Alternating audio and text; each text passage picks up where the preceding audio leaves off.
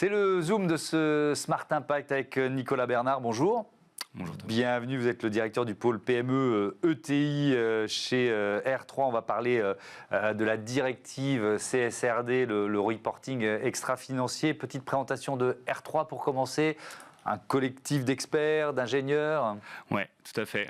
Aujourd'hui, R3, notre métier, c'est de proposer des solutions aux entreprises qui ont besoin de réponses aujourd'hui sur les sujets de comment on peut se décarboner, comment on peut réduire sa facture énergétique, ou bien comment on peut se mettre en conformité sur la CSRD, et puis au passage, essayer d'avoir une réponse sur l'autre gros mot qu'il y a derrière, qui est structurer sa stratégie RSE.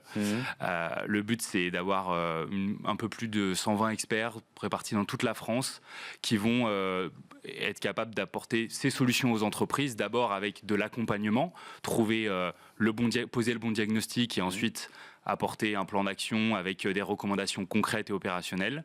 Et puis ensuite, avoir les outils qui vont permettre à ces entreprises de ne pas faire appel à nous année après année, mais qu'elles soient autonomes sur le fait de répondre à ce bilan carbone, à cette CSRD.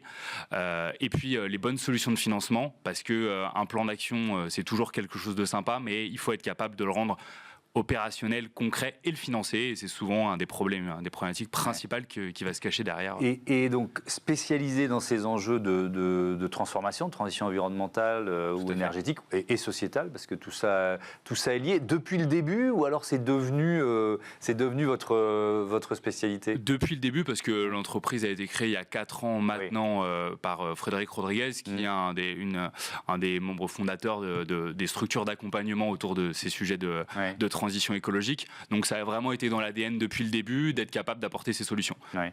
Mais est-ce qu'il y a encore des clients qui n'ont pas ça en tête? Vous voyez ce que je veux dire? C'est-à-dire qui se disent, tiens, il faut qu'on réfléchisse à notre avenir, comment on se transforme, comment on évolue, etc. Et qui viennent sans penser à la question du bilan extra-financier, de l'environnement, du rôle finalement de l'entreprise. Alors, j'ai envie de dire oui et non, parce que nous, on part toujours du constat qu'il y a plein de choses qui sont mises en place dans les organisations. C'est-à-dire que quand on vient, on pose un diagnostic, le but c'est de comprendre le métier de l'entreprise. Bien sûr. Par exemple, on va visiter une usine de production d'épices ou de sauces barbecue, par exemple, voilà, un exemple concret dans le centre de la France. Et quand on y va, le but c'est de voir, il y a plein de choses qui sont mises en place, des travaux de performance énergétique pour que on réduise la facture, de l'isolation, mais il y a aussi des choses qu'on pourrait un peu mieux structurer.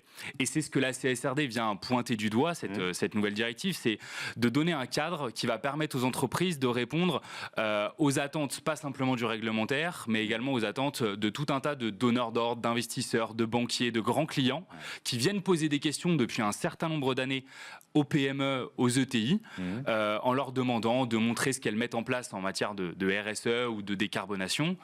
Et elles n'ont pas toujours une réponse qui est très structurée, ou en tout cas le cadre n'est pas toujours le même, et on n'est pas tous égaux. Là, c'est un langage commun qui va s'imposer. Exactement, exactement. Alors ça fait peur au début, évidemment, mais par contre, c'est une réponse commune et une opportunité pour toutes celles qui vont s'en emparer avec du sérieux, avec de la rigueur, etc., de montrer qu'elles sont engagées et elles prennent les choses avec vraiment à bras-le-corps, on va dire. Et je pense que des entreprises qui ont pris les choses à bras-le-corps, il y en a encore un certain nombre qui peuvent s'y engager dans les années à venir. On le voit encore en tout cas aujourd'hui. On va rappeler le calendrier de l'application de cette directive européenne depuis le 1er janvier de cette année, avec un premier reporting qui est attendu pour ce début 2025. Ça concerne les entreprises qui remplissent 2 des critères suivants. On les voit s'afficher: plus de 500 salariés, plus de 50 millions d'euros de chiffre d'affaires, plus de 25 millions d'euros de total de bilan. Ensuite, encore un an, 1er janvier 2025, on est à plus de 250 salariés et les 2 autres critères ne changent pas. Et puis à partir du 1er janvier 2026, vous le voyez, les PME cotées en bourse. Est-ce que les PME, alors la réponse est un peu dans la question, mais elles sont suffisamment outillées pour répondre aux objectifs de ce bilan CSRD? Il y a quand même 800 pages. Alors, on n'est pas concerné par forcément les 800 pages, mais quand même, ça, j'imagine l'angoisse du patron de PME, qui se retrouve face à ça. Alors, c'est sûr que ça peut paraître impressionnant au début. Je pense que le calendrier, justement, permet d'avoir, on va dire, une montée progressive pour ces entreprises, parce qu'en fait, celles qui vont être attendues, du coup, en 2025, c'est des entreprises qui, déjà, depuis des années, était attendue sur ce qu'on appelait la déclaration de performance extra-financière. Donc elle faisait déjà un gros rapport sur ces indicateurs extra-financiers. Donc elles sont un petit peu habituées à l'exercice. C'est des sociétés qu'on peut accompagner comme Canal+, la SNCF, les Mousquetaires. C'est des structures, elles ont déjà l'habitude de faire ces rapports-là. Et simplement, ce que apporte le cadre de la CSRD, c'est aller plus loin. Et ces grandes entreprises, elles vont un petit peu montrer la tendance et le chemin à toutes les plus petites entreprises de leur secteur d'activité qui vont voir le rapport être produit et être publié en 2025. Là, on a déjà des premiers rapports et il y en aura d'autres en mars, en avril 2025 qui seront publiés. Et les PME, elles sont attendues sur l'exercice de 2025, mais concrètement, ça veut dire quoi? Ça veut dire publier en 2026. En fait, on publie en 2026 des données qu'on a constatées sur une année. Donc il faut s'y mettre. Il faut s'y mettre. Il faut s'y mettre maintenant. Quoi. Il faut s'y mettre maintenant. Il fallait peut-être déjà s'y mettre un peu, mais déjà si on s'y met maintenant, c'est très bien. Et alors, ce qui est intéressant, peut-être inquiétant, vous allez nous dire ce que vous en pensez, c'est cette interview du Premier ministre Michel Barnier qui... Alors, il ne se posait pas seulement la question de la directive CSRD, il se disait l'empilement des normes, le fait que, et effectivement, ça fait partie des critiques parfois légitimes qui peuvent être exprimées et que beaucoup de chefs d'entreprise expriment sur l'empilement des normes françaises, normes européennes, etc., etc. Il disait il faut réfléchir à un moratoire et il citait justement la directive CSRD. Est-ce que pour vous, c'est une bonne ou une mauvaise idée, un moratoire sur la CSRD ? Je pense que c'est un faux débat parce qu'aujourd'hui, c'est trop dur de rétro-pédaler maintenant que la loi a été transcrite en droit français. C'est une directive européenne transcrite en droit français depuis maintenant plus d'un an. Oui. Ça voudrait dire abroger cette loi, elle est portée au Parlement européen. Un retour sur cette directive. Surtout qu'en fait, la directive, elle intègre déjà beaucoup d'adaptations pour les PME, justement. Il y a quasiment 50% de ce qu'on va analysé dans la CSRD, sur lequel les entreprises peuvent, à horizon, décaler de 1 ou 2 ans leur reporting. Donc, c'est-à-dire que il y a déjà un moratoire, d'une certaine façon, il y a déjà des dans le texte. C'est déjà prévu, en tout cas, que les PME, dès 2026, on n'aille pas les regarder en leur disant il faut que vous fassiez tout. Il y a des choses où vous pouvez le faire en 2027, en 2028.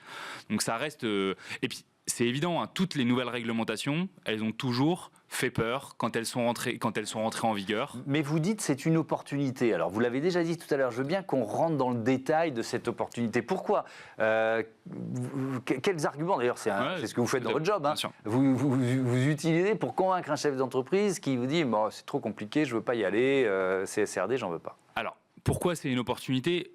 Première chose, parce que l'exercice de la CSRD, dans la méthodologie, ce qu'il faut se poser comme question, c'est à quel risque je vais me confronter dans les années à venir autour de ces enjeux environnementaux et sociétaux. C'est se poser la question, par exemple, de est-ce que le changement climatique, ça va faire porter des risques sur mon activité dans les années à venir? Est-ce que, par exemple, le fait que les chaleurs augmentent très fortement et que moi, j'ai un site de production qui est un peu mal isolé, ça va entraîner peut-être des arrêts de production, je vais plus avoir la possibilité, je sais pas, quand je produis des shampoings, mettons, j'ai beaucoup d'eau que je vais mettre dans mon processus industriel. Si j'ai pas anticipé le fait que je peux avoir des coupures d'eau parce qu'à un moment, on va me dire en fait, c'est prioritaire de le donner aux agriculteurs.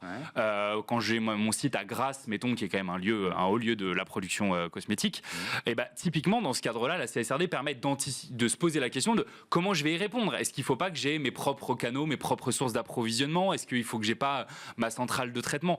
Anticiper les risques, première chose. Puis deuxième chose, répondre à des attentes qui sont de plus en plus pressantes, pas de la réglementation, mais de ce qu'on appelle des grands donneurs d'ordre, des investisseurs, des banquiers, des fonds d'investissement, des clients en fait aujourd'hui. Des collectivités locales qui souvent conditionnent des marchés à un bilan extra-financier le plus vertueux possible. Et la CSRD aujourd'hui, c'est donner à ces structures-là un langage commun qui va leur permettre de comparer entre guillemets, des choux et d'être capable de regarder les entreprises qui leur fournissent les mêmes services avec des indicateurs communs.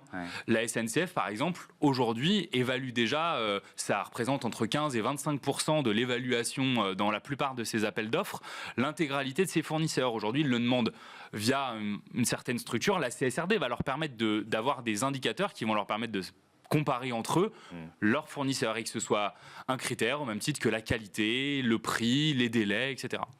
Et donc finalement aussi de se positionner, c'est un benchmark, hein, et donc de se positionner peut-être mieux que des concurrents. Exactement. C'est aussi comme ça qu'on peut l'anticiper. En tout cas, c'est comme ça que ça se traduit pour beaucoup de dirigeants d'entreprises qui aujourd'hui ne viennent pas que pour la CSRD, mais viennent aussi parce qu'ils ont besoin d'avoir ce qu'on appelle une démarche RSE, d'avoir être capable de montrer que ce sujet, ils l'ont pris à cœur et qu'ils n'ont pas simplement quelques petites actions parcellaires qui sont mises en place à droite à gauche. Merci beaucoup Nicolas Bernard et à bientôt sur Be Smart for Change. Voilà, on passe tout de suite à notre rubrique Startup. C'est parti.